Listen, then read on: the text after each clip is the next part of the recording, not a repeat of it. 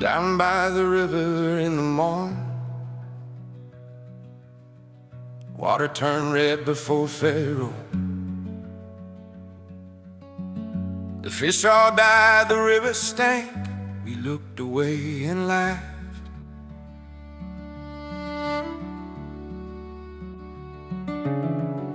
Dust to lice on mail and herd, no speech, no chance. Pharaoh stood as before, his plagues came unspoken of. No warning man, no listening ear. He walked back home unmoved by fear.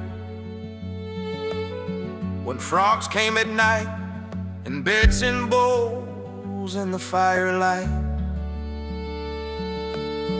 they climbed his walls, they filled his halls. That was when the begging called. Stop this now, pray for me. Take it back and I will see.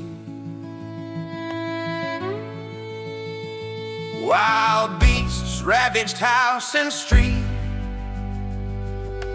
life itself beneath their feet. Moshe stood and spoke out loud, danger hanging like a cloud. Pharaoh bent just for a breath, between the space of life and death. Take it away, go, but not too far. I will bend, but not my heart.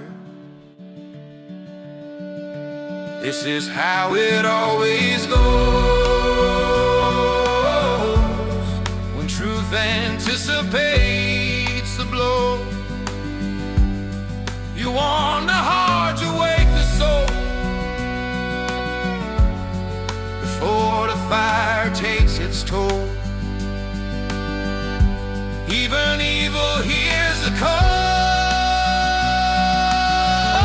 before the hail begins to fall. Though it might fade when the storm subsides, we're not asked to force the end, only to warn and to extend the reach of truth, the open hand, whether they rise or choose disgrace. If Pharaoh paused and almost turned, how much more our own have earned.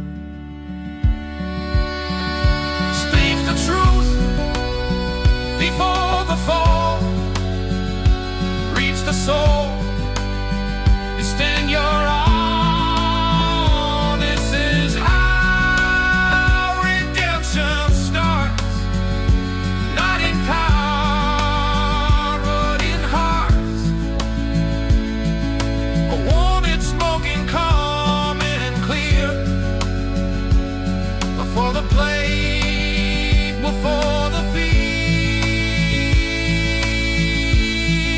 And whether they listen or harden inside, share the truth of the Almighty God.